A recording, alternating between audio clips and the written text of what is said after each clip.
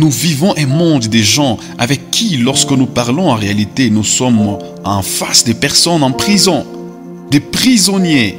Le contraire de la liberté, c'est la servitude, c'est la prison.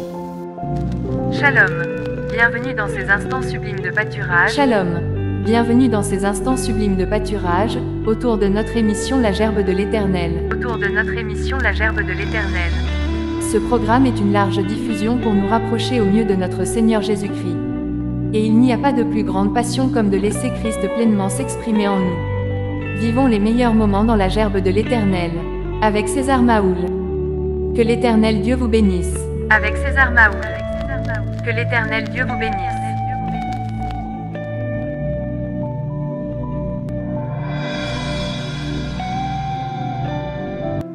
Voilà, frères et sœurs, bienvenue dans la Gerbe de l'Éternel. Je suis César Maoul et aujourd'hui, le Seigneur m'a mis à cœur de nous parler au sujet de la liberté, qui est un thème vraiment important pour nous. Et donc, c'est pour cela que je suis là. Le thème sur la liberté peut être décortiqué dans différents domaines. Je suis un prédicateur, un chanteur de l'Éternel, un écrivain, je suis dans le marketing relationnel. Et donc le terme liberté dit beaucoup de choses à la fois. Mais dans le contexte de mon message, j'ai tout de suite envie d'amener quelqu'un non seulement à comprendre de manière théorique ce que c'est la liberté, mais surtout de vivre la liberté. Quand Jésus nous parle à ces sujets dans Jean 8, verset 32, que nous allons lire tantôt, il sait que nous savons ce que c'est la liberté. Mais est-ce que de manière pratique, nous pouvons être vus de tous que nous jouissons de la liberté? Cela reste encore une question, mais lisons tout d'abord dans Genèse chapitre 49, verset 21. La Bible dit que Nephtali est une biche en liberté. Il profère de belles paroles. J'aimerais d'abord nous faire savoir que c'est pour la toute première fois que ce terme est utilisé dans la Bible et le voilà ici dans un contexte évangélique, spirituel, lorsque nous voyons que ce terme est rapproché à la liberté de la parole. Et pas n'importe quelle parole, mais aux belles paroles. Et nous savons que le belle parole évoque ici l'idée pour expliquer ce que c'est la bénédiction. Je ne sais pas ce que signifie pour vous la bénédiction, mais la bénédiction, c'est prononcer des belles paroles envers soi-même ou envers autrui. Prenez un moment pour réfléchir avec moi autour de ce verset, mais surtout pour savoir comment vivre sa liberté. Une autre question qu'on peut se poser, c'est qu'au milieu de ces sujets, en étant libre, on est libéré de quoi? Jean 8, verset 31 à 32, et il dit aux Juifs qui avaient cru en lui, « Si vous demeurez dans ma parole, vous êtes vraiment mes disciples. Vous connaîtrez la vérité, et la vérité vous rendra libre. » Dans votre version, la vérité vous affranchira. C'est la même chose. Vous voyez encore dans ce verset la liberté attachée à la parole. Ici, c'est le Seigneur lui-même qui parle aux gens qui ont cru en lui par son enseignement. On aurait pensé que cet enseignement était donné pour d'autres personnes. Non, c'est un enseignement pour les personnes qui ont vraiment cru en lui. Nous allons comprendre ensemble. Regardez qu'avec Jésus, la liberté est aussi cachée ou attachée à la vérité. Il dit, vous connaîtrez la vérité et la vérité vous rendra libre. Ça veut dire quoi? Ça veut dire lorsque vous croyez au Seigneur, vous entrez dans un système qui vous conduira de vérité en vérité. Et la vérité en Christ, c'est la lumière. Et c'est cette vérité que vous connaissez qui vous rend votre liberté. Ça ne vient pas le même jour que vous donnez votre vie à Christ. Le jour où vous croyez en Christ, vous êtes régénéré. Votre esprit est délivré et appartient à Christ. Mais votre âme qui est liée directement à votre chair, comparée à un champ, il doit être labouré. C'est pourquoi un homme peut donner sa vie à Christ et demain il est tenté de revenir dans certaines sales habitudes. Le problème reste longtemps dans l'âme de la personne. C'est pourquoi David suppliait si souvent l'Éternel, « Délivre mon âme. Oui, mon âme, confie-toi en Dieu. Rejouis l'âme de ton serviteur. » C'est presque partout dans les psaumes de David. Je veux dire, on peut croire en Christ, mais le plus important, c'est de demeurer dans sa parole. Dieu nous veut des hommes et de femmes libres parce que cela est bon pour nous.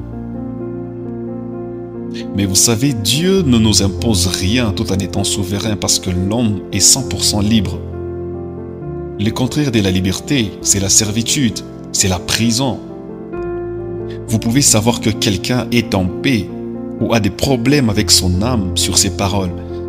Parce qu'en étant libre, vous ne parlerez pas de la même manière qu'un esclave.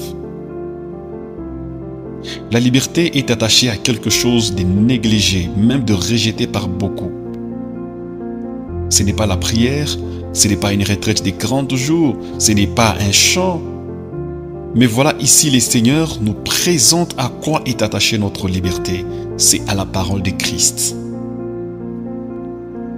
Ça veut dire que être disciple de Jésus-Christ est un appel à la liberté et à la liberté totale. Il ne nous appelle pas à jouir de la liberté ici et pas là-bas. Non, c'est partout. Alors si nous croyons au Seigneur, nous sommes affranchis de quoi?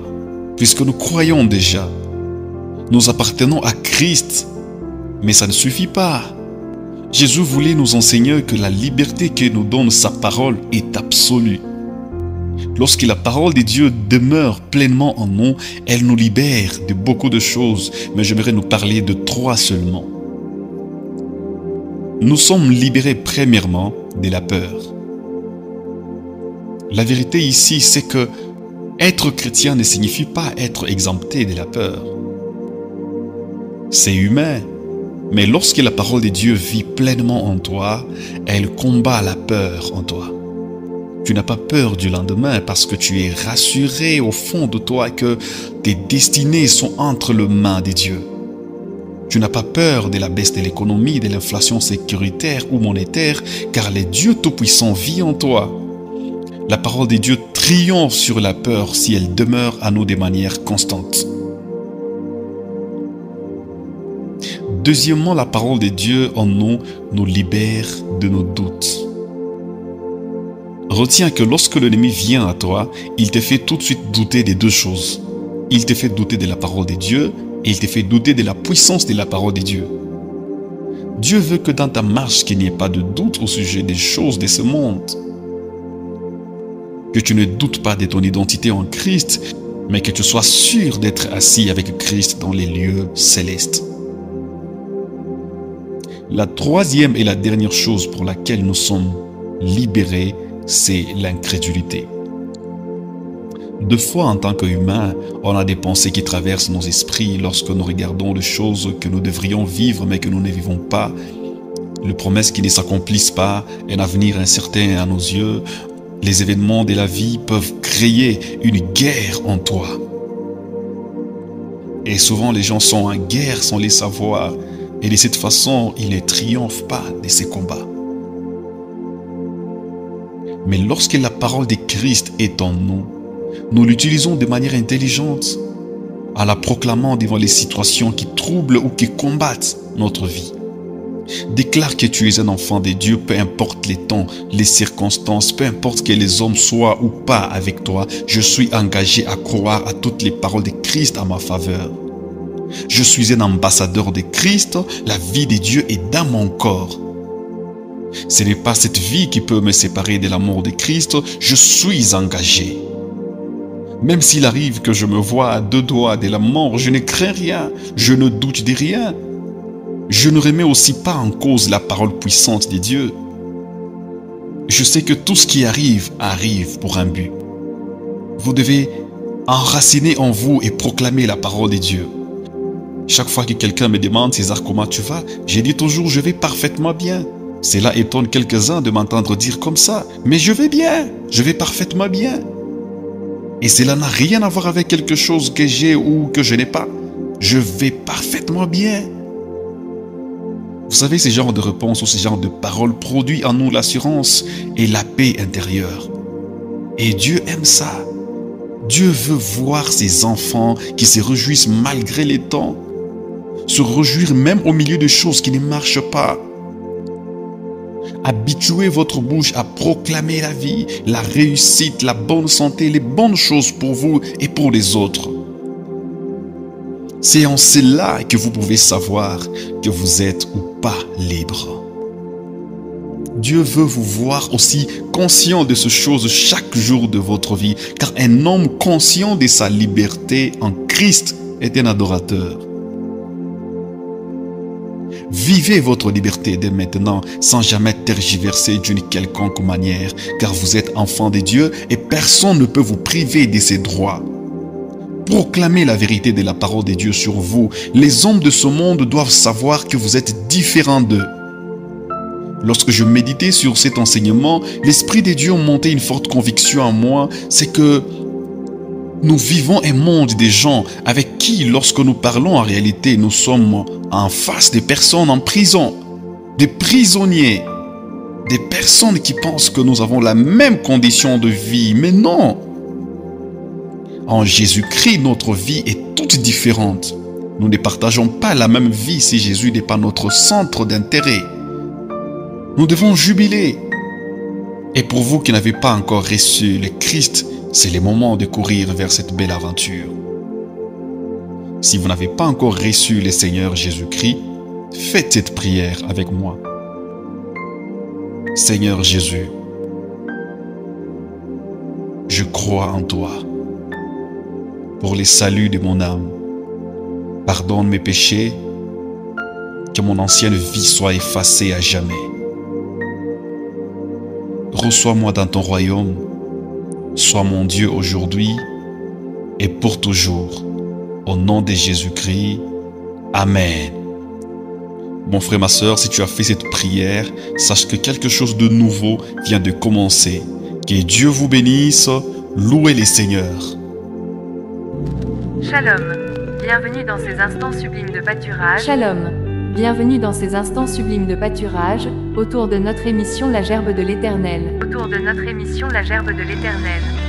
Ce programme est une large diffusion pour nous rapprocher au mieux de notre Seigneur Jésus-Christ. Et il n'y a pas de plus grande passion comme de laisser Christ pleinement s'exprimer en nous. Vivons les meilleurs moments dans la Gerbe de l'Éternel, avec César Maoul. Que l'Éternel Dieu vous bénisse. Avec César Maoul. Que l'Éternel Dieu vous bénisse.